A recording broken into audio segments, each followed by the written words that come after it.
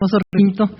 Es un honor estar aquí. Agradecemos nuevamente a quienes nos dan su hospitalidad y al Consejo Nacional de la Cultura por esta generosa invitación. Esperemos pasar una tarde agradable. La mesa que nos toca en este momento es viejas y nuevas formas de lectura. Desde mi punto de vista es una mesa muy privilegiada, muy hermosa. En primer lugar porque su tema es la lectura y todos sabemos que la lectura es siempre un encuentro, algunas veces más gozoso que otras, algunas veces más sorprendente que otras, pero siempre es un encuentro. Y esta mesa nos invita a reflexionar en torno a esto, en torno al encuentro. Nuestra mesa también me parece interesante, atractiva, porque tiene como tema transversal el tiempo, viejas y nuevas maneras de leer. El tiempo como nuestro viejo amigo, como nuestro recurso, como nuestro compañero. Y también me parece muy importante porque en esta mesa nos acompaña el doctor Federico Álvarez, que tiene el tiempo incorporado en su persona, en su ser, en su manera de actuar, en su manera de pensar. Entonces es una mesa de gran privilegio. No vamos a poder contar con la presencia de Emilia Ferreiro, que era uno de nuestros grandes privilegios. Ella tiene una situación personal compleja que no pudo resolver para estar con nosotros. Pero yo voy, de alguna manera, en el turno, voy a platicar muy, muy brevemente de algunas de las cosas que Emilia Ferreiro me ha enseñado a mí. 3 minutos nada más para que su presencia esté entre nosotros. Para comenzar la mesa,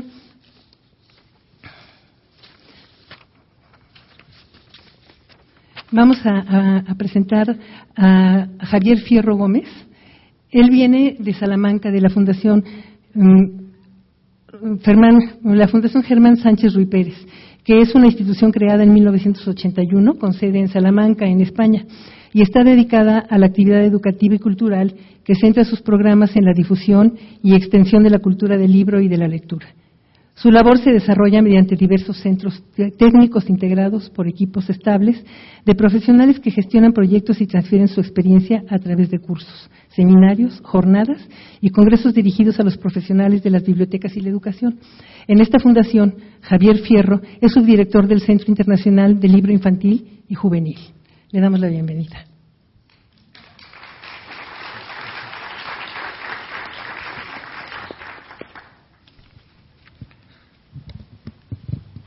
Sí, bueno, pues muy buenas tardes. Yo, por mi parte, encantado de verdad de estar aquí en compañía de todos ustedes. En primer lugar, de una manera muy rápida, pero muy sincera también, quiero agradecer en nombre de mi institución a la magnífica organización de este evento, que cuando configuró el programa tuviera en cuenta a la Fundación para formar parte de este simposio. Y nos cursara una invitación que aceptamos encantados y que a mí en el plano personal me permite compartir mesa con mis compañeros y el simposio con el plantel de excelentes profesionales que concurren en él y como decía antes, estar aquí con ustedes. Aparte de conocer esta maravillosa ciudad por primera vez que no conocía. Bueno, estamos en este simposio conversando sobre la complicada o al menos compleja situación que exhibe el ecosistema del libro en nuestros días, ¿no? Un ecosistema en cualquier caso siempre complejo por los muy diversos agentes que conviven en él, con intereses y funciones muy diversas, pero que en el tiempo presente se encuentra inmerso en un proceso de profunda transformación que le afecta notablemente, ¿no? Un proceso de transformación que, como venimos hablando a lo largo del día, bueno, pues es consecuencia o es resultado del contagio de los profundos cambios también que la cultura digital, la consolidación de esa cultura digital está provocando en muchas dinámicas de muchos ámbitos de la sociedad, ¿no? En nuestros nuevos modos de relacionarnos, de comunicarnos, de consumir información, de entretenernos, en fin. Estamos hablando del futuro del libro y lo hablamos hablando del libro electrónico, porque parece claro que ese futuro del libro es eminentemente digital. Esto es una certeza que convive todavía, aunque este proceso de cambio está resultando, sobre todo para determinados agentes, tal vez demasiado acelerado. Es una certeza que convive, como digo, con algunas incertidumbres que urge despejar, que no es mi intención ni puedo hacerlo en esta mesa, pero bueno, sí la sondearemos. En torno a el tema de la mesa, cómo es el lector o cómo puede ser el proceso o los nuevos procesos de lectura en términos digitales, ¿no? Sí es cierto que el futuro del libro electrónico va a ser en buena medida y probablemente en breve espacio de tiempo digital. Parece razonable pensar que algunos libros vamos a tener que concebirlos y crearlos bajo un modelo diferente al que estamos acostumbrados, ¿no? De manera que se convertirán en lo que algunos prefieren llamar, más que libro, contexto de lectura.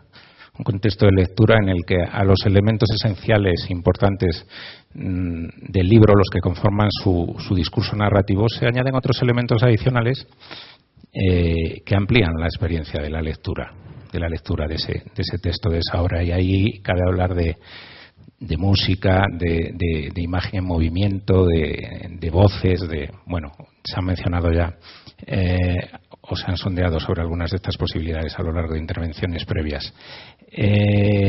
Estamos hablando de elementos que enriquezcan ese aspecto narrativo, esa experiencia de lectura, no que la degraden o incluso la destruyan, ¿no? Este es un aspecto importante y, en principio, en la mano de los creativos, de los autores y en el buen gusto de los editores está la tarea o la responsabilidad de conseguir que esto sea cierto, ¿no?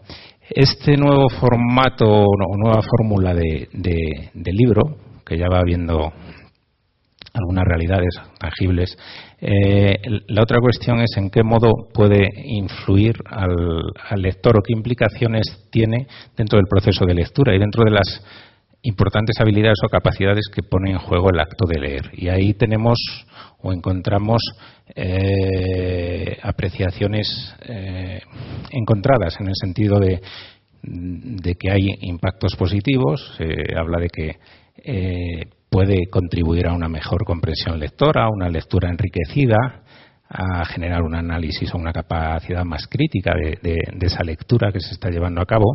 Y por contra también, pues, hay quien opina y tiene argumentos muy razonables que lo que puede llevar a ser una lectura menos concentrada, más dispersa, que coarta hasta cierto punto la imaginación, si ciertos elementos o ciertas cosas que te descubre un texto o que descubres debes inferir de un texto ya te las da hechas. En fin, en cualquier caso, lo que es cierto es que cuando hablamos de nuevos modos de lectura y de nuevos lectores, no estamos hablando de nosotros, estamos hablando de los niños y los jóvenes que están y los que vendrán, los que están por nacer, estos nativos digitales, que viven inmersos en un entorno donde plagado de dispositivos digitales, dispositivos móviles que son absolutamente connaturales para ellos, que se desenvuelven con ellos con absoluta solvencia y que incluso buscan en ellos y encuentran en ellos gran parte de las fuentes y de los espacios de ocio, de entretenimiento y de aprendizaje que usan, que les gusta usar y están acostumbrados a usar. Así que, vuelvo a decir, parecería razonable tratar de canalizar buenos materiales de lectura por estos canales que les son connaturales, seguir acercando a los lectores buenas lecturas, pero por medios diferentes a los habituales. Y ahí surge una de las grandes incertidumbres que afectan a los prometedores de la lectura, a otro de los importantes agentes de la cadena de valor del libro, a las bibliotecas, por centrar el tema en una institución promotora o que es tal vez el ejemplo más claro de lo que es la labor de fomento de la lectura y de la que en nuestra institución, bueno, pues tenemos muchos ejemplos y largo recorrido. ¿Qué ocurre? De estas cosas estamos hablando. ¿Qué ocurre cuando ese lector nacido en el contexto de lo digital tiene la lectura, los materiales de lectura a la distancia de un clic, ¿no? Como se oye últimamente. ¿Qué papel, qué rol puede jugar la biblioteca en este contexto y para este lector? ¿Cómo puede seguir siendo útil, a aportar el valor añadido que dentro de su función de fomento de la lectura, de facilitadora del acceso a la información, vienen jugando? Bueno, ¿cómo hacerlo? Pues parece inevitable y obligado que hay que conquistar el espacio digital. Las bibliotecas, para seguir ejerciendo sus funciones modificadas, pero que en esencia sigan aportando ese valor añadido al usuario y trabajando en pro del fomento de la lectura, tienen que evolucionar hacia modelos multifuncionales, más versátiles, donde actúan, se ha dicho ya esta mañana en alguna mesa, como canalizadores y como canalizadores por un lado, de las expectativas del usuario y también, sobre todo, canalizador de las relaciones entre usuarios, ¿no? Aparte de ofrecerle un concepto que ahora se oye mucho también y que habilitan o facilitan mucho los espacios virtuales del mundo 2.0, que es la creación o la co-creación, la creación compartida, ¿no? Con la biblioteca o con pares, con otros usuarios.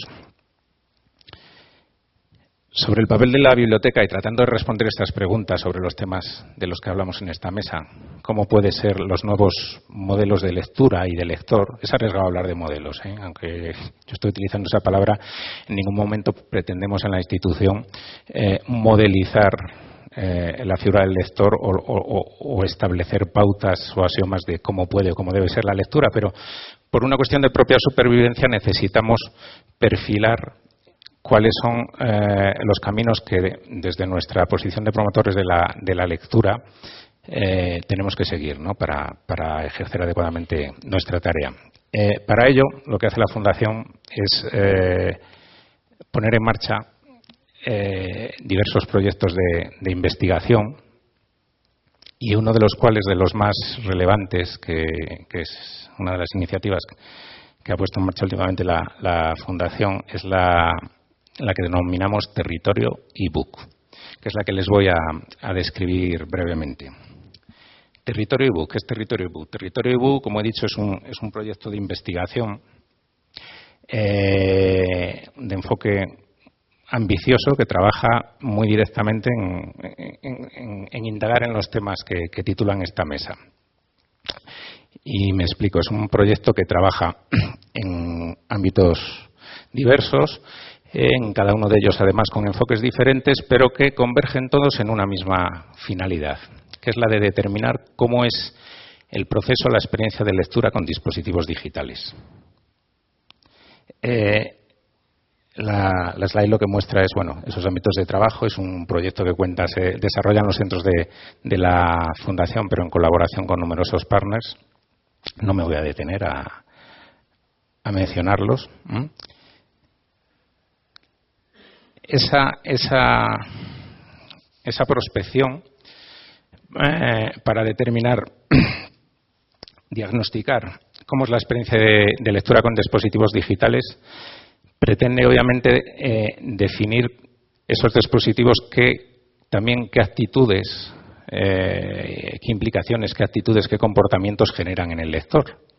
Y como consecuencia de ellos y del propio dispositivo en sí mismo, cuáles son las implicaciones que esos comportamientos y esos dispositivos tienen a la hora de diseñar servicios y actividades relacionadas con la lectura.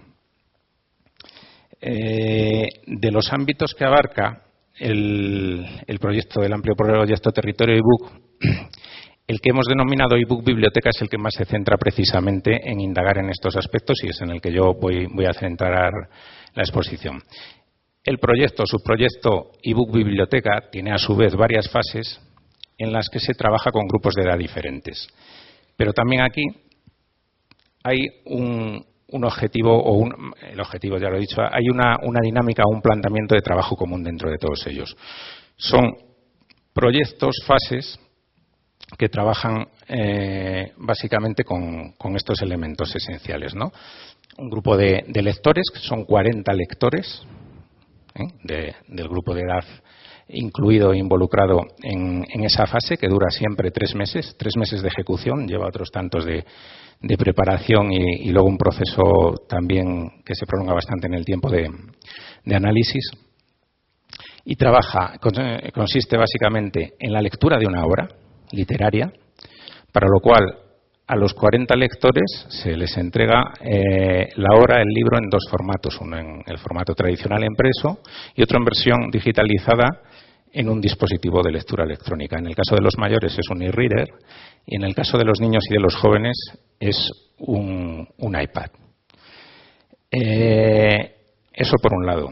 Luego, la dinámica, la experiencia lectora que queremos provocar en cada una de estas fases se acompaña de un conjunto de actividades de dinamización que lo que pretenden básicamente es evaluar uno de los aspectos que nos preocupan y que he mencionado en un par de ocasiones ya, que es valorar qué papel puede jugar la biblioteca en el proceso de lectura, en concreto qué implicaciones puede tener o qué contribuciones puede tener en la comprensión lectora y en la apropiación de los textos por parte de los lectores, ¿no? A través de su, iba a decir interferencia, no es la idea, su participación a través de las actividades que diseña. ¿Qué se busca también? Y aquí juegan un papel importante los espacios virtuales. La comunicación entre los lectores y de los lectores con los autores. Perdón. Nos estorba esto. Que, como digo, facilita enormemente la disponibilidad de los espacios de la web 2.0 que permiten las tecnologías digitales. Bien, con estos elementos se desarrollan las actividades, las fases con cada grupo. Lo que se ve aquí es lo que acabo de contar. Estas son las obras, tampoco me voy a detener, que a cada grupo de edad se le entregaron y sobre las que las actividades que acompañan, las dinamizaciones que acompañan a la lectura de la obra están obviamente relacionadas con el tema de la obra, con sus personajes y con aspectos afines. Decir también que en el dispositivo de lectura electrónica que se entrega, la obra literaria se acompaña de una serie de elementos adicionales, y me remito a lo que estaba diciendo hace 10-15 minutos, que lo que pretenden es enriquecer la lectura de la obra. Los lectores tienen libertad para elegir el formato de lectura que quieren. Pueden leerlo en papel, pueden leerlo en el dispositivo digital e incluso pueden combinar los dos modos de lectura. Ahí no se les coarta, se les deja libertad absoluta. Bien. Pero en todos los casos lo que hemos incluido, pretendiendo simular ese contexto de lectura o ese elemento híbrido que incorpora tecnología adicional, otros aditivos que entendemos que pueden o que de hecho amplían la experiencia de lectura, el significado de los contenidos, aportan información adicional sobre determinados contenidos de la obra, pues van incluidos también en el iPad, en el iPad en el caso y en el e-reader, más en el caso de los jóvenes y de los niños, porque el propio tipo de dispositivo da más juego, ¿no? Hay productos existentes ya en Internet, apps, aplicaciones de diseño, de dibujo, de arte, de música, y luego hay otros elementos específicamente diseñados por los bibliotecarios. En la obra, por ejemplo, El joven Lennon, de Jordi Sierra y Fabra, que se trabajó con los jóvenes, pues se construyó un tour virtual por los sitios emblemáticos de Liverpool asociados a la singladura del grupo de Liverpool, de los Beatles. Bien, Estos son ejemplos de algunos de esos elementos adicionales que se incluyeron en el dispositivo. Esto es para los jóvenes y esto para el grupo de chicos. Aquí el proyecto se llamaba Artistas Insólitos. El tema el tema central base era arte.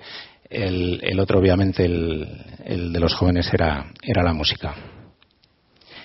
Y esto lo he mencionado antes sin pararme en el detalle de cada uno, pero son un relatorio de las actividades de dinamización que acompañaban al proyecto de los jóvenes y aquí al de los niños. Ahí en ambos casos sí han jugado un papel esencial al que luego en la última parte de la exposición me referiré, los blogs que se habilitaron y los perfiles que se habilitaron en las redes sociales asociados a las dinámicas que se siguieron en los dos proyectos. Tuvieron un uso muy intensivo por parte de los lectores, pero también por parte de los autores y de los bibliotecarios, con lo cual conseguimos ahí una comunión que es muy interesante, un triángulo de interacción muy rico que generó experiencias muy llamativas, muy singulares desde el punto de vista de la creación o de la co-creación de contenidos paralelos, muchos inferidos de la propia temática o de los personajes de la obra, experiencias, al fin y al cabo, de escritura compartida, o de escritura o de creación, porque también, bueno, se abrió una cuenta en Flickr y se creó una galería de fotos con los medios que estaban a disposición de los lectores. Como digo, se trabajaron conjuntamente sobre creaciones que generaron productos verdaderamente interesantes.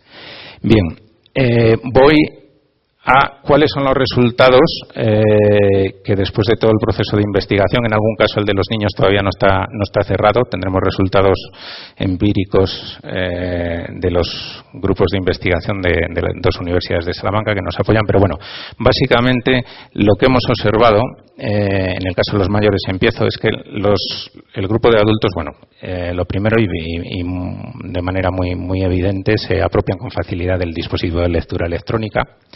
Les gusta, la práctica totalidad lo compraría, o sea, lo recomendaría a amigos y muchos de ellos hasta lo comprarían, ¿no? Las demandas, bueno, pues son que le permita leer con claridad, que cumpla sobre todo la función de lectura. El adulto no busca aditivos o no valora es de manera especialmente importante utilidades que ofrece el dispositivo de lectura electrónica más allá de las que están directamente asociadas con la lectura, el que me permita ampliar el tamaño de la letra, la portabilidad, la comodidad, básicamente. En el caso de los niños y de los jóvenes, lo básico, lo elemental, el dispositivo les encanta, el iPad les parece estupendo y les gusta como dispositivo de lectura a los que leyeron en él, que fueron bastantes. Pero les gusta más como dispositivo para el entretenimiento, para el ocio, para experimentar, tiene grandes posibilidades el iPad y se lo pasaron muy bien con él, ¿no? Con esas actividades también o con esos elementos paralelos con los que queríamos fomentar la creación, ¿no? Pero lo que vemos o lo que observamos es que esas actividades, el soporte no tiene un papel realmente relevante en lo que al proceso de la lectura o al gusto al acto de la lectura se refiere, ¿no? Les gusta leer y les gusta leer en el soporte digital, pero si tenemos tiempo vemos luego un vídeo en el que lo que manifiestan muchos de ellos es que prefieren leer en papel. Está muy bien el dispositivo como tal, pero la lectura me quedo con el papel. Y en cuanto a las actividades de dinamización, lo que hemos observado, resumiendo mucho, es que efectivamente sí que han tenido un importante efecto en la comprensión lectora. Esto se observó porque en esas actividades solo participaba un grupo que se llamaba experimental de los lectores, el resto no. Entonces en ese grupo, bueno, pues a través de pruebas de diagnóstico pues se ha comprobado que efectivamente tienen un nivel de apropiación mayor de la obra, los niveles de comprensión lectora son mayores, a la hora de comentar o de hablar de la obra son capaces de inferir más cantidad de elementos y sobre la propia historia, sobre los personajes.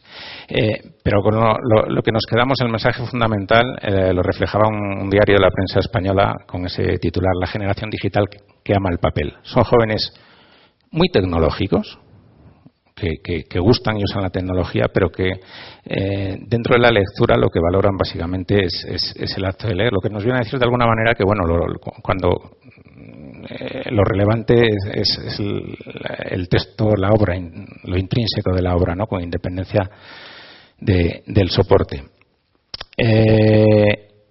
Termino en la última parte de la intervención haciendo referencia a una cosa que mencionaba, que es que ha tenido una presencia y una función importante dentro de estos proyectos, especialmente en el caso de los desarrollados con los niños y los jóvenes, que son las actividades de escritura y de lectura compartidas, ¿no?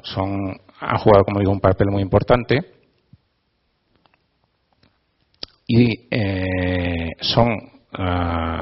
hablamos de los talleres de lectura, los clubes de lectura, no son inventos nuevos, son actividades que están en el núcleo de las estrategias de promoción de la lectura desde hace mucho tiempo, ¿no? Son eficaces estrategias para fomentar lectores, ¿no?, y para enriquecer la experiencia de lectura. ¿Qué ocurre? Que las posibilidades que abre la tecnología a la hora de crear espacios que habiliten o utilizables para sustentar estas experiencias, estos trabajos, actividades de lectura o de escritura compartida, pues evidentemente no las tienen, no la tenía en formato tradicional. En la Fundación somos muy conscientes, tenemos, aparte de lo que se ha hecho en el proyecto, tenemos en marcha diversas experiencias que trabajan dentro de esta filosofía, ¿no? El buscar, el generar espacios dentro del espacio ahora virtual, ¿no?, que ofrece esas ventajas de las que no disponíamos ahora, para crear comunidades de lectura y de escritura conjunta, donde los chicos crean y comparten pues sus creaciones, sus opiniones, sus escritos. Este es el blog que se creó para la experiencia del grupo de niños. Comentaba antes, Artistas Insólitos. Esto es los murales que se crearon en Flickr. Este es el blog el blog juvenil de la biblioteca, que tal vez por su recorrido es el que resulta más representativo e ilustrativo de lo que estoy diciendo. Fue un blog que arrancó de una manera un poco precaria y renqueante hace 3-4 años. El bibliotecario era el responsable de mantenerlo, escribía mucho en él. El bibliotecario no escribe ya nada en este blog, ¿no? Eso es una buena noticia desde el punto de vista de que son los usuarios, los socios juveniles de la biblioteca los que lo mantienen y lo enriquecen con. Esto es una experiencia de lectura, de escritura, de creación compartida en la red, ¿no? Hay contenidos de todo tipo. Puedo tener 3 minutos más para ver. Bueno. Son un grupo de lectores activos. Quiero recalcar, estamos hablando de un grupo de una docena de muchachos. Escriben de cine, de series de televisión, comentan obras, hacen recomendaciones, incluyen sus propias pequeñas creaciones literarias o audiovisuales. Tienen una sección de cortos que ellos mismos escriben también. Hay un trabajo importante de guionización, graban y editan por sí mismos y luego los publican en YouTube y en el blog de la biblioteca. Es un ejemplo, un paradigma muy claro de cómo las tecnologías, la nube o los espacios virtuales que nos ofrece la tecnología 2.0 nos aportan herramientas y posibilidades muy eficaces para fomentar y enriquecer la creatividad individual o mucho más en grupo. No comento este proyecto que vamos a lanzar. Bueno, es una red social que lanzaremos para lecturas, actividades en inglés. Os la cuento en la siguiente. Perdón, tengo que volver atrás. Porque lo único que os quiero enseñar para terminar, termino aquí ya, o tratando de resumir y de ejemplificar un poco estas conclusiones que obtenemos o estas observaciones de los proyectos en concreto de Territorio ebook, para tratar de perfilar por dónde pueden ir las experiencias de lectura en el futuro con los nuevos soportes digitales y con las nuevas lecturas que nos aporten el mercado. Termino con un vídeo muy breve, dura 1 minuto o poco más, en el que le preguntábamos a participantes en el proyecto, a un niño participante en el proyecto de Artistas Insólitos y a una niña participante en el proyecto de los jóvenes, que es miembro además del Club de Lectores. La pregunta era: ¿qué es para ti la lectura? Entonces, bueno, esta niña en particular forma parte del grupo que está conectado al blog. Es una chica que le encanta la música, escribe mucho y bastante bien. Es una adicta a la tecnología, es de los que tienen llagas en el dedo de estar con la BlackBerry, y es una gran lectora, es una tremenda lectora. De alguna manera, y no es un caso raro, ¿no? Es un caso que de alguna manera ejemplifica lo que estamos diciendo, la compatibilidad entre lo nuevo o lo viejo, las nuevas formas. Lanzo el vídeo. Y con esto terminamos.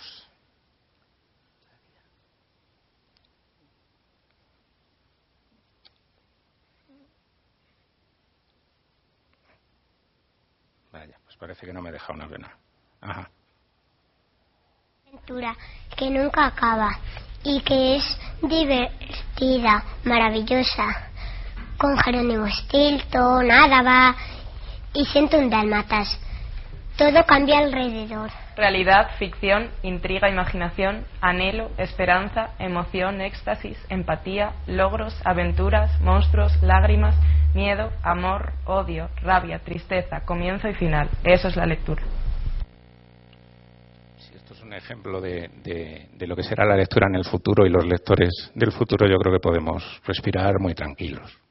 Muchas gracias.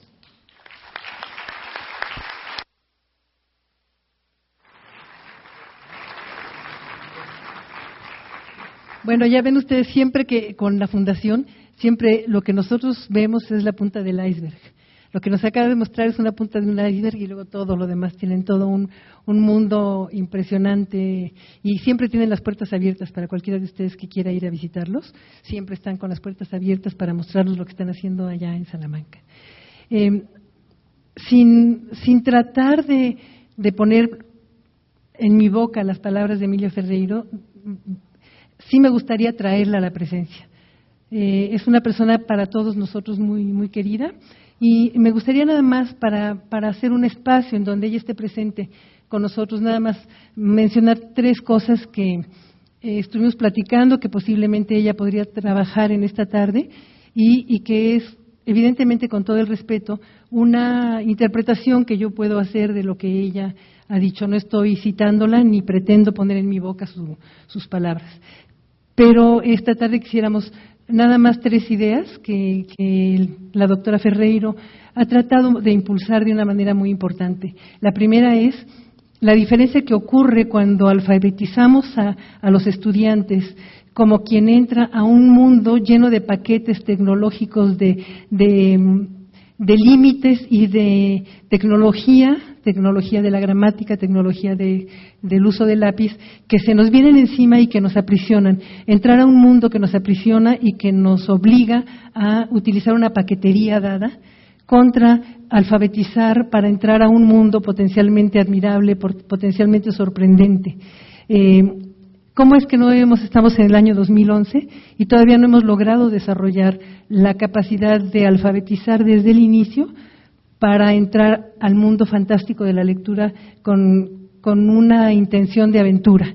Es otra de las ideas que ella dice. ¿Por qué no estamos intentándolo con más intensidad? ¿Por qué nos olvidamos que podemos invitar a los niños a entrar al mundo de la lectura como exploradores, con autonomía, con libertad, con creatividad?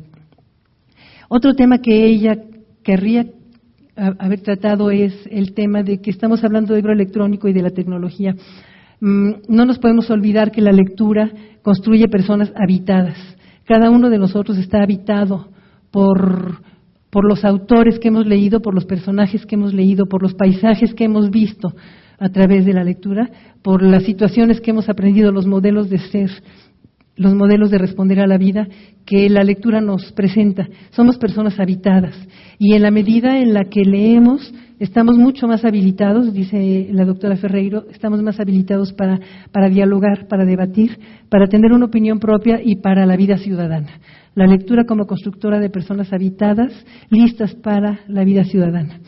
Y el tercer punto es el de, si nosotros vamos a estar navegando por las redes, vamos a estar entrando a ese mundo maravilloso que decía ahorita, Javier decía que, alguien decía, esta también es mi biblioteca y tenía un aparato en la mano.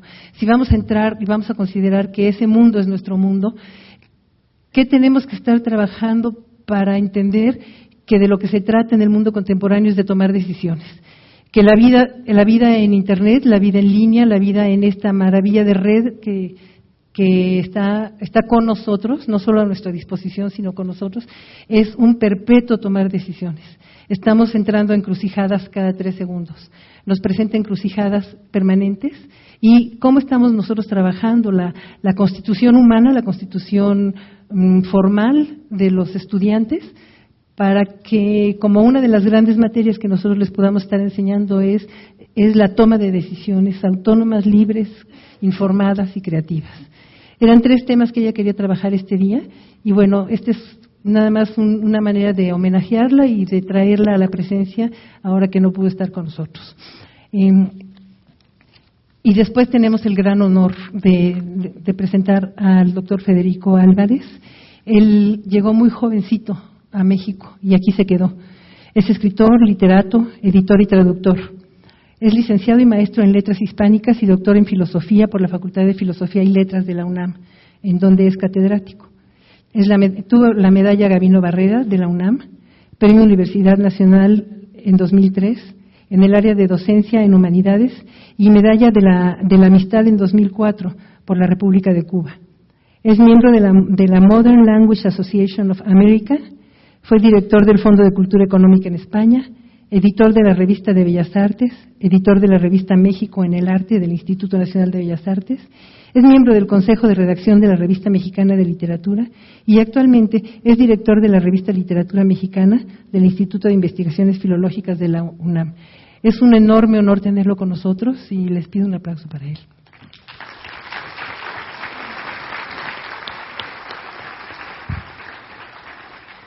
Muchas gracias. Yo también lamento mucho la ausencia de Mira Ferreiro, con la que contaba con gran ilusión. Lamento empezar diciendo que voy a hacer una ponencia por lo menos escéptica, si no pesimista, y que nada me satisfacería más que provocar cierta respuesta contra la tensión vieja que probablemente voy a exponer. La mesa se llama Viejas y Nuevas Formas de Lectura y es obvio que yo me referiré a las viejas formas de lectura. Frente a una ponencia de tecnología, voy a hacer una ponencia de humanidades. Las humanidades tan desabrigadas en este coloquio nuestro, a pesar de que todos estemos hablando del libro. Todavía recuerdo con nostalgia aquellos tiempos en que nos arrebatábamos de las manos Contrapunto de Huxley o El lobo estepario de Hermann Hesse, ¿verdad? Frente a todos estos monstruos, aventuras de horror, terror, misterio, muerte, ¿verdad? El libro es, desde Gutenberg, un emblema de cultura del hombre sobre la tierra. Ha evolucionado mucho desde entonces, pero ha cumplido siempre una función única. Una función única, no es multiusos. Ha cumplido siempre una función única, que es la de leer.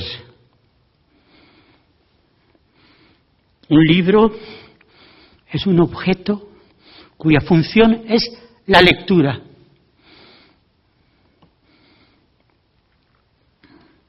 Se hace para dar a leer, no para divertir, ni para entretener, ni para chatear, ni para oír música.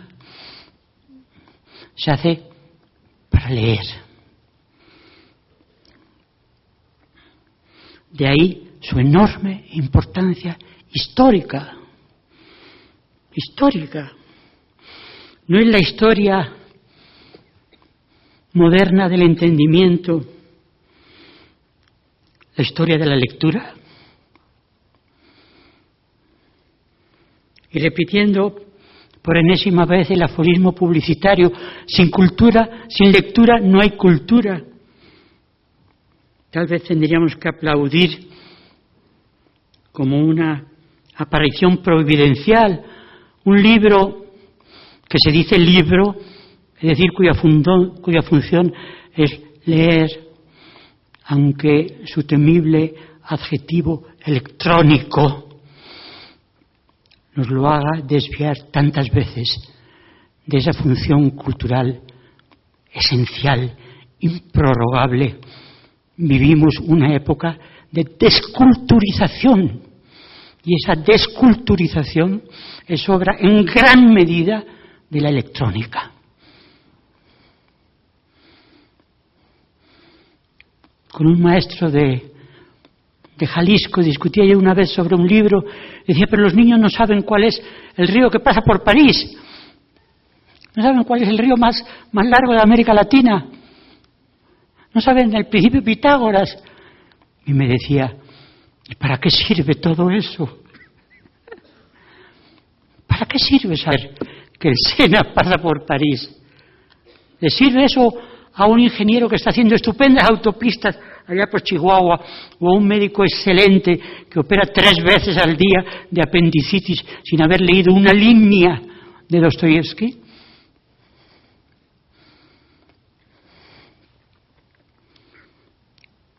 Que es electrónico, producto de la tecnología contemporánea, no hay la menor duda, y no hay nada que tengamos, a mi juicio, que discutir en contra de ello. Pero si creemos en la teoría de la recepción,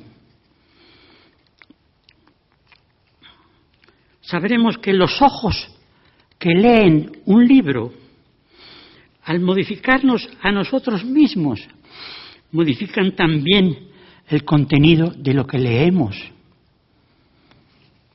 El libro es un medio de subjetivación, de enriquecimiento de nuestro sujeto. Es un modo de aumentar la capacidad intuitiva, cultural de ser humano.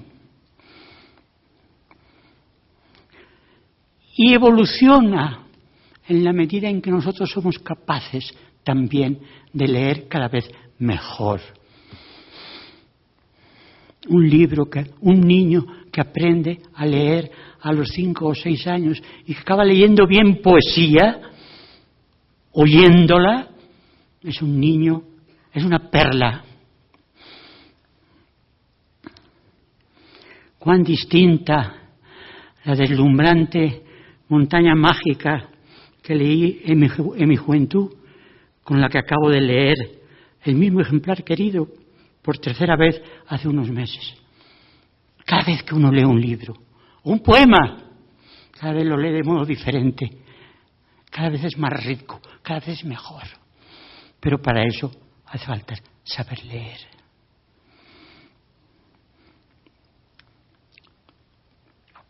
Machado dijo un poemilla que nunca se me va de la memoria. Los ojos que ves no son ojos porque tú los veas, son ojos porque te ven.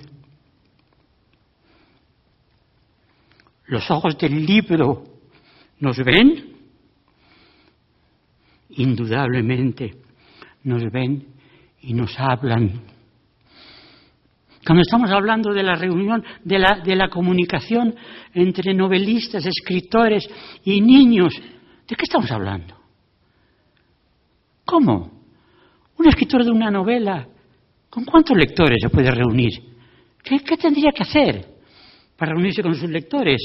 Asambleas cotidianas. ¿Cómo sería la discusión? ¿Por qué hablamos de la comunicación directa entre lectores y autores? Eso no existe.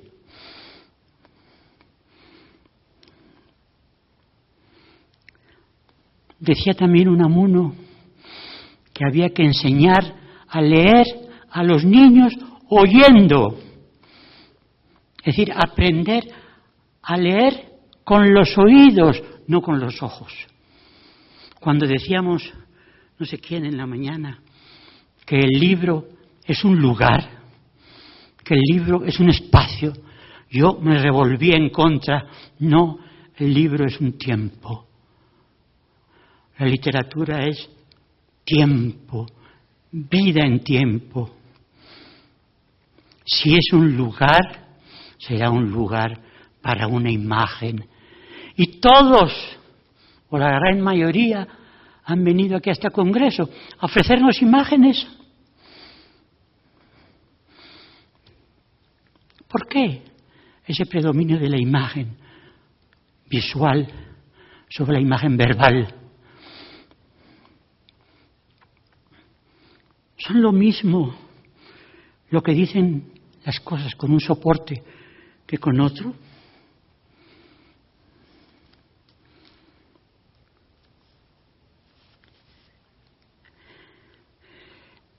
Se habla del dialogismo de Bakhtin y se cree que Bakhtin se refiere al diálogo entre los personajes dentro de una novela o del diálogo eventual entre un autor y sus lectores. No.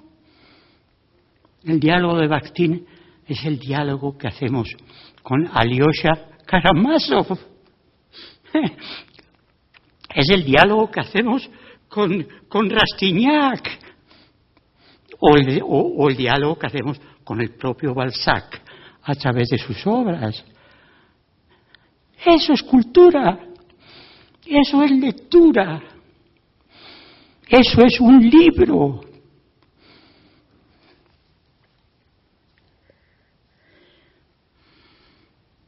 Cuando leemos un libro y de repente, dejando el dedo entre unas páginas, lo cerramos y pensamos, un momento, ese momento, ¿con qué se compara? Y luego volvemos a abrirlo y seguimos leyendo. O cuando volvemos a la solapa y vemos la foto allí de Tolstoy y le decimos a Tolstoy, sí, tienes razón, es verdad.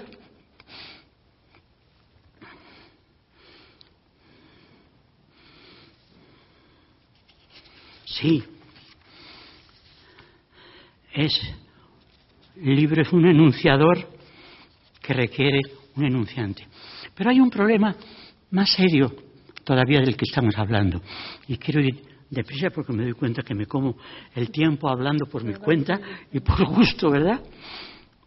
Hablamos de la crisis del libro.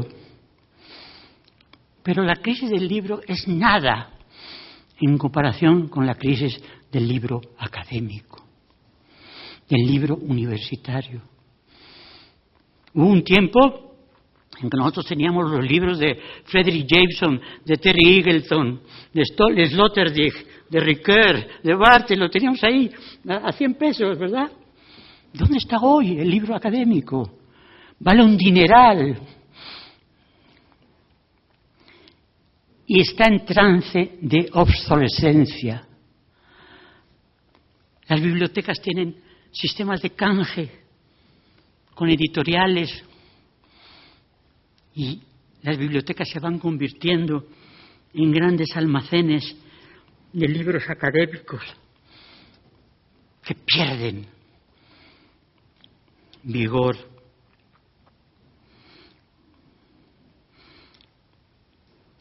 Entre tanto, no hay pueblo, bueno, supongo que lo sabrá, pero son pocos los pueblos que no tengan una oficina de Internet, donde los niños van a hacer la tarea, a copiar la tarea, ¿verdad? Para entregarla al día siguiente en la clase y de paso a jugar un juego electrónico.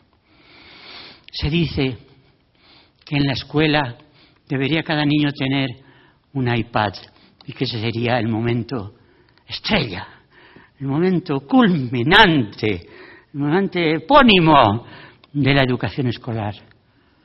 Pues que vigile mucho el maestro, porque el niño, en cuanto el maestro pierda los ojos de su iPad, estará jugando un juego electrónico. Es terrible lo que está sucediendo con los juegos electrónicos. No me resisto a decir que es una actitud criminal la que está sucediendo con los juegos electrónicos, en los que en toda nuestra infancia está siendo dirigida hacia una mentira gigantesca en la cual quedan atrapados una y otra vez. El iPad ya no se llama e-book, libro electrónico, se llama tableta, una tableta multiusos. Hace algún tiempo en un congreso, recuerdo en Madrid, venía al congreso de revistas digitalizadas un maestro castellano y nos decía todo lo que había hecho en el viaje en tren.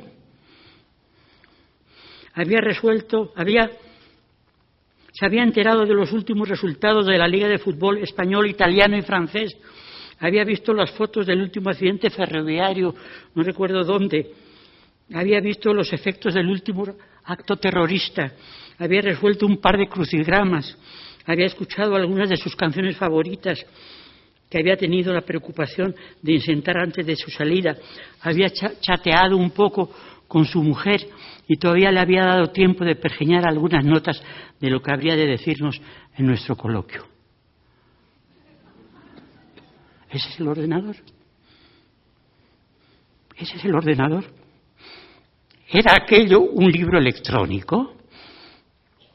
¿O una derivación sofisticada y extendida de lo que se llama ordenador de bolsillo? Nos dijo que podía meter en su libro electrónico no sé cuántos miles de páginas de sus libros preferidos, pero no los había metido. Aquel relato nos debió hacernos pensar. En efecto, el libro electrónico ha acabado para servir para todo eso y para otras muchas cosas aún más sorprendentes que nos hemos enterado esta mañana. ¿Dónde ha quedado la lectura? Si se trata de un libro. Giovanni Sartori, en un libro que sin remedio se ha hecho rápidamente viejo, Homo Videns, nos habla sobre un asunto que no se nos va nunca de la boca: las horas que un niño pasa frente al televisor o ahora frente a los juegos electrónicos. Y contaba, cuando los papás se van al cine o a una cena de amigos dejando a sus 2 o 3 pequeños hijos a cargo de la empleada, de una babysitter, ¿qué es lo primero que hace esta cuando se ve sola con los niños? ¿Qué es lo primero que hace? Encender la televisión. Encender la televisión. Es decir, los niños empiezan a ser así desde pequeños, un niño videns, un niño que ve, pero que no lee. No un Homo sapiens cuando crezca, sino un Homo videns, un hombre que ve. Como nosotros, que nos han cubierto esta pantalla durante no sé cuántas horas, con imágenes visuales. Con imágenes visuales. Pero no con imágenes verbales.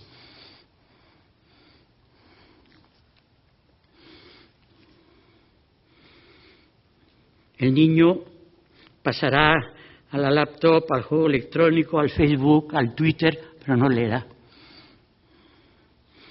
No hace falta tener mucha imaginación para saber lo que hará con la tableta cuando alcance tenerla entre las manos.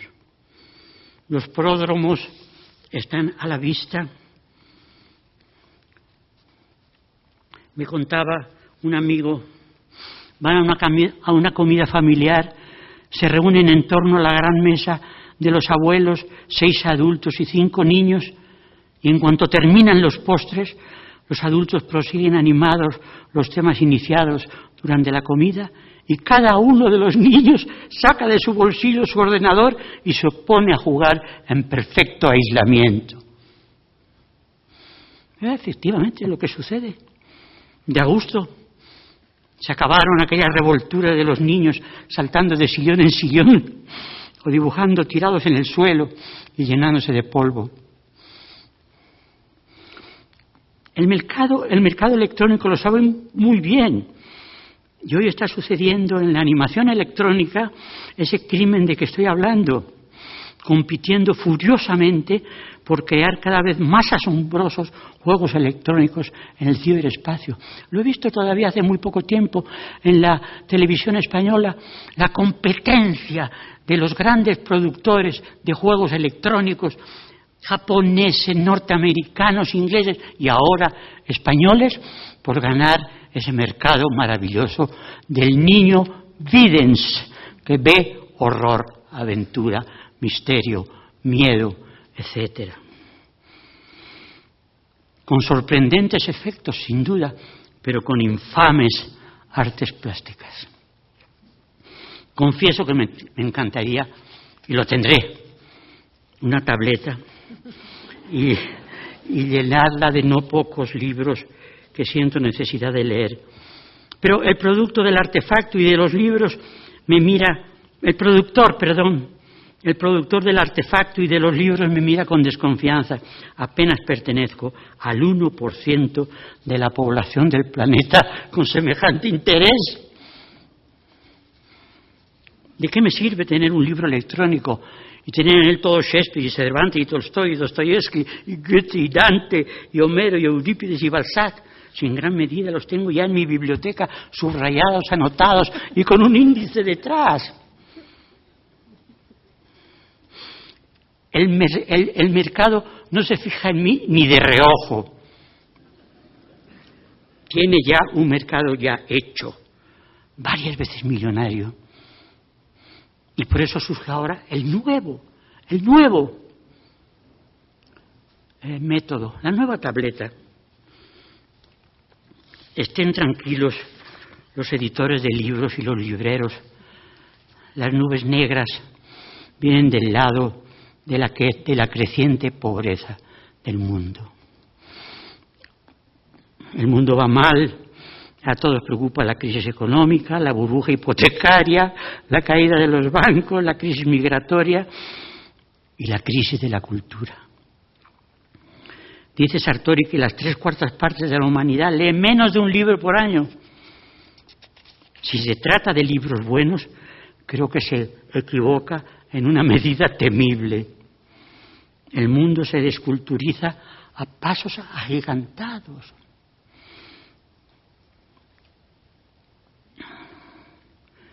Pero dedica la mayor parte de sus rentas a las investigaciones tecnológicas. No sé quién puso ahí esa frase temible: el mundo de hoy es el mundo de la tecnología, o algo así. La tecnología, de la bomba atómica, de la energía nuclear,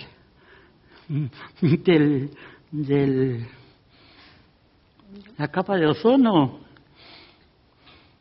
de los juegos electrónicos. Pero la solución no es tan difícil. Estriba en una decisión educativa absolutamente central e irrevocable y voy a parecer un reaccionario total.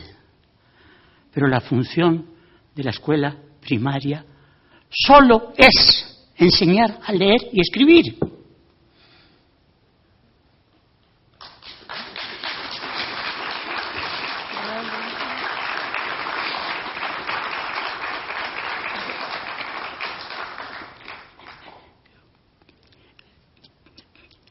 Necesitamos una secundaria con alumnos que sepan leer y escribir. Y las 4 cuentas, como se decía antes.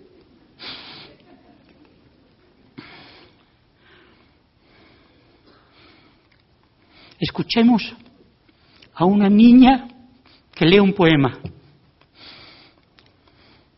Si no lo lee por dentro, no lo sabe leer. No lo sabe leer. Pero lo sabe leer su maestra en la escuela. Yo propondría la revolución, la reformulación, la refundación de la Escuela Normal Superior.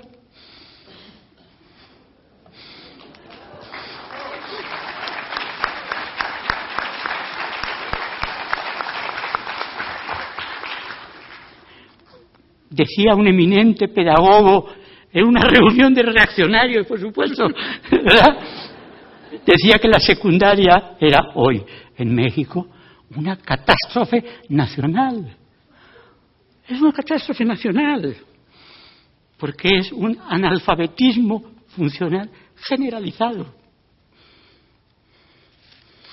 El libro electrónico, que cada vez se llamará menos así, se llamarán tabletas, es una tableta multiusos, producto de algo tan vergonzoso, tan encanallado como la llamada industria del entretenimiento en los Estados Unidos, Entertainment Industry, que produce millones y millones de dólares todos los años para entretenernos. Hay una famosa anécdota, perdón que ya me estoy pasando, me falta muy poco. Hay una anécdota famosa en que creo que es Mallarmé el que encuentra a Degas, el famoso pintor, y lo encuentra un poco demacrado. Y le dice: Degas, por Dios, deje ya los pinceles y vaya a divertirse. Y dice Degas: es que a mí las diversiones me aburren. Claro, sí señor. ¿Qué es lo primero que le da a una persona cuando va a una fiesta de jóvenes? Uno llega, oye el escándalo, lo primero que le dan es un vaso con ron. Si no, no hay entretenimiento. Es lo que decía Bergamín sobre el entretenimiento, que nos mantenían entretenidos, ¿verdad? Tenido en vilo para no caerse de puro vacío. Eso es el entretenimiento. Y así se entretienen las 3/4 partes del público general en todo el mundo. Y el iPad está ahí. Pronto ocupará el centro del ocio y del negocio. Y la electrónica está ya trabajando cesantemente para poner a nuestra disposición y a la de nuestros hijos o nietos nuevos y más atractivos entretenimientos, para que nos los tengan atontados, ¿verdad? Tal vez mañana sea, no obstante, norma corriente que el libro electrónico que se nos anuncia con poco convencimiento pueda eventualmente llegar a ser un medio victorioso de lectura entre los jóvenes. Ojalá. Pero para ello será forzoso, obviamente, enseñarles a leer en voz alta, leer poesía. Leer poesía, pero ¿en qué tiempo estamos? Este hombre está diciendo leer poesía. ¿A qué se refiere? A la poesía, ¿verdad? que hay que enseñar a leer de memoria a nuestros hijos, porque resulta que la memoria, la educación memorística, eso es cosa vieja, horrible. No, a los niños hay que enseñarles poesías de memoria, como en nuestro tiempo. Todavía yo puedo decir muchas.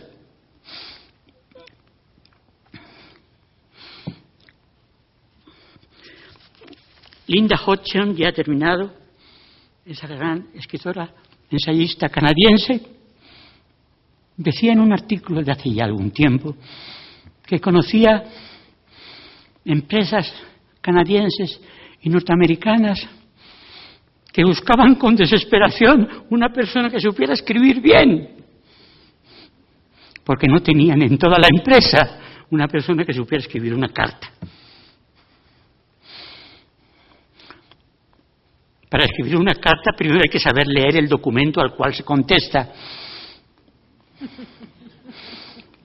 Entonces hace falta leer, y hace falta escribir.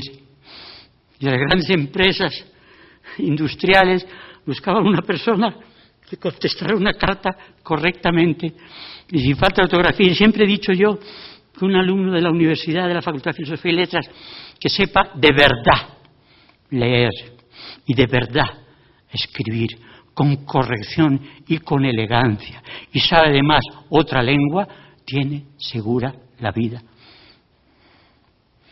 Pero no lo hay.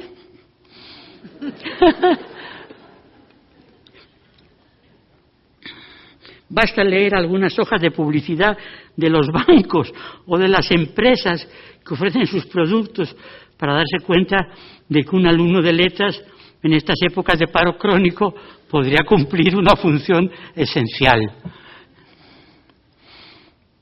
Convertir, arrinconar al niño Bidens para convertirlo en un niño sapiens. Mañana nuevas generaciones tendrán tal vez otras necesidades académicas, no lo comprendo, otros hábitos, otras urgencias, otras perspectivas de trabajo intelectual. Habrá de nacer otro público tal vez, que en definitiva será el mismo, pero tendrá que ser un público lector. Para él, para ese futuro público lector, se inaugura la era digital. ¿Para quién si no? El libro, digital o no, es para leer, para adueñarnos del conocimiento universal, para ser más cultos y menos entretenidos. Gracias.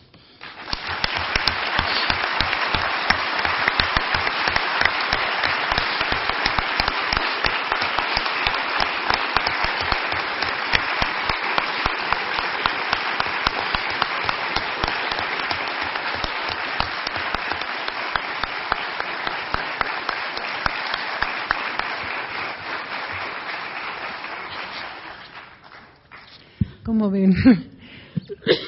¿Qué se puede decir después de esto que acabamos de escuchar? Pero tenemos el privilegio de que esté aquí con nosotros el maestro, está también Javier con nosotros y tenemos 10 minutitos más. Yo quisiera que Javier había dicho en su presentación, dijo las cosas que la cultura digital provoca. A mí me gustaría preguntarle a Javier si en su experiencia los lectores de la biblioteca de la Fundación, de las bibliotecas de la Fundación, encuentran la manera de ser ellos en ocasiones los que provoquen a la cultura digital. O sea, tú dijiste, estas son las cosas que la cultura digital provoca como un actor, que es cierto. Si tú tienes alguna evidencia de que los lectores de la biblioteca también provoquen a la cultura digital, también la obliguen a hacer cosas en su favor, sí. Sí.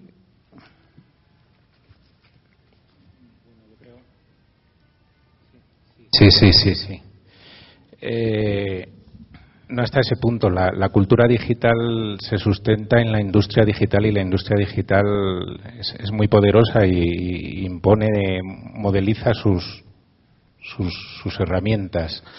Entonces, no puedo decir que constatemos que los jóvenes tienen una influencia, o la actitud de los jóvenes por nuestra experiencia de la biblioteca.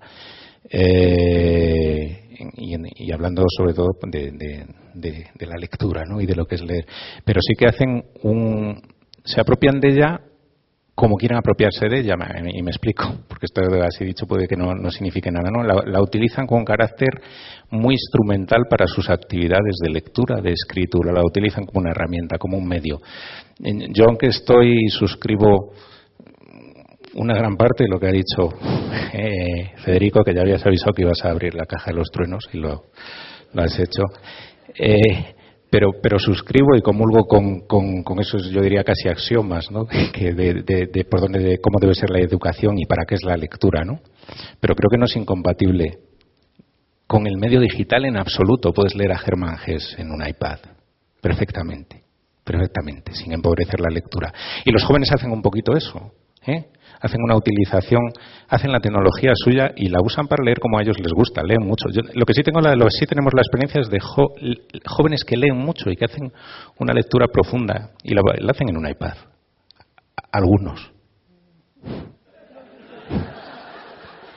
Muchas gracias. Entonces, y ya nada más nos queda un poquito. Vamos a usar un poquito del maestro Álvarez, Federico Álvarez, y preguntarle, si no le importa, maestro, podríamos juntar algunas ideas. Por ejemplo, que tengamos mucho cuidado de no hablar del libro al margen de la humanidad, de las humanidades. Otra idea es la capacidad intuitiva que mencionó. El libro desarrolla, la lectura desarrolla la capacidad intuitiva y ese tema lo desarrolló muy poquito. Y si usted quisiera relacionarlo con este objeto oscuro que se conoce muy poco, que se llama la poesía. El libro en relación con las humanidades, la capacidad intuitiva y un elogio, quizá para culminar, un elogio a la poesía. Y tenemos 10 minutitos para terminar, maestro. A mí me parece, no, ¿verdad? A mí me parece que hay un problema teórico básico, fundamental. El fundador de la estética dijo que había una imagen para cada sentido. Tenemos 5 sentidos. Luego hay una imagen visual, una imagen auditiva, una imagen táctil, una imagen gustativa y una imagen olfativa. De todas esas imágenes falta la imagen verbal. La imagen verbal es la que se refiere a la mente. La imagen visual se ve. La imagen auditiva se oye. Y por eso los jóvenes son tan audiovisuales, porque no requieren ningún esfuerzo. Un niño a quien le regalan pronto un libro para iluminar, ve en una página dibujado un oso de peluche y abajo dice oso, O-S-O, dice oso. El niño dice oso, pero no está leyendo, está viendo. Es decir, la imagen visual es una imagen directa e inmediata, pero la imagen verbal debe ser enseñada. ¿Qué es lo primero que nos enseñan nuestros padres? Lo primero que nos enseñan nuestros padres es a leer. Dicen O-S-O, oso. El niño dice oso. Y el niño y el padre le enseñan las letras. Hay una actividad mental. Es decir, la imagen verbal pasa por la cabeza. Es una imagen, como todas, mental, pero esta es intelectual. Esa es la dificultad de la lectura. El niño ve la televisión sin ningún esfuerzo, y el adulto, pero lee con dificultad Todos sabemos que cuando empezamos a leer una novela, las primeras 15 páginas son difíciles, ¿verdad? Hay que vencer esas 15 páginas para entrar en el mundo de la novela. ¿Por qué? Porque echamos a andar el mundo neuronal de nuestra cabeza, es decir, lo que llamaba Kant entendimiento. No es casual que en la primera enseñanza la materia sea comprensión de lectura. No se dice lectura, se dice comprensión de lectura, porque no es lo mismo leer que comprender la lectura. La cosa se complica cuando se pasa a la poesía. Porque la poesía es 2 veces una imagen. Es una imagen verbal cuyo significado nos viene del diccionario y una imagen imaginativa que el poeta ha imaginado y ha plasmado en palabras que no dicen eso desde el punto de vista de su significado. Por eso digo yo que hay que aprender a distinguir entre el significado y el sentido. ¿Qué significa el poema? Lo que dicen las letras. Pero ¿cuál es su sentido? Lo que el poeta nos transmite a través de su imaginación, de su capacidad creadora. Y esa es la que nos llama desde sus palabras. Esa educación hay que crearla desde la infancia. Si uno no sabe leer poesía a los 8 años, ya no sabrá leerlo nunca. Pero sabe leer la maestra o el maestro, que es lo que decíamos antes, ¿verdad? Es decir, dice Lezama, Danae teje el tiempo dorado sobre el Nilo. ¿Cómo? Danae teje el tiempo dorado sobre el Nilo. ¿Qué es eso? Vamos al escenario. Danae, tejer el tiempo dorado, el Nilo. No es eso lo que dice el poema. El poema dice que Danae, que fue raptada de Grecia, está tejiendo un Penélope el tiempo que pasa sobre el Nilo, el cual está secuestrada. Entonces, hace falta una elaboración. Por eso decía Eliot que la poesía contemporánea es difícil. ¿Por qué es difícil? Porque hereda una poesía que ya antes era difícil. Cuando leemos a Rubén Darío, ¿por qué no podemos leer con sentido? ¿Verdad?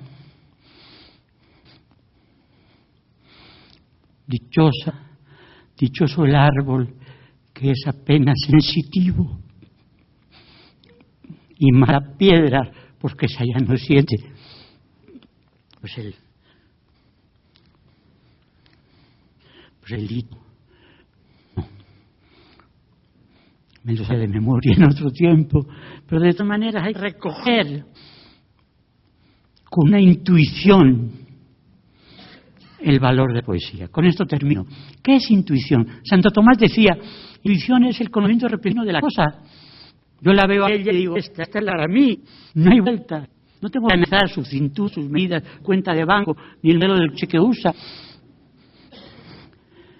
Lo conozco por intuición. ¿Y qué es lo que se conoce por intuición?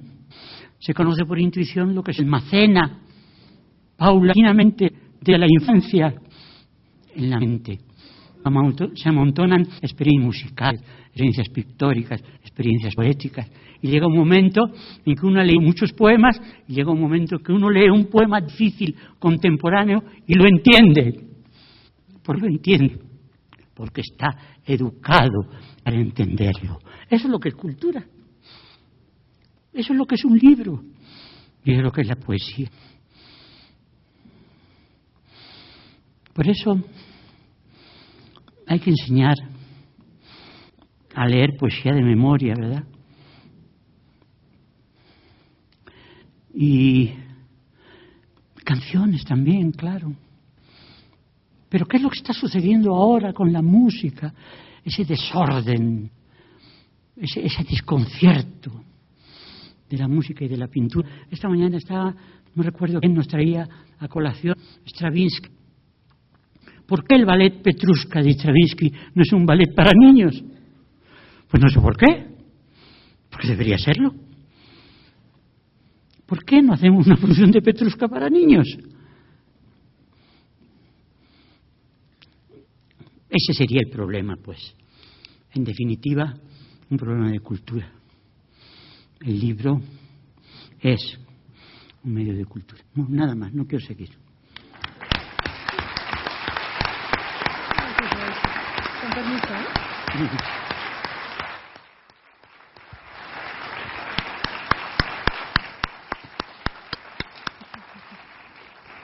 Muchísimas gracias a los ponentes. Como les dije, un gran honor, un inmenso honor. Y muchas gracias a ustedes por estar aquí. Nos vemos mañana tempranito. Que pasen buena noche, que descansen, que se vayan a Garibaldi los que no son de aquí y que pasen muy buenas noches. Gracias.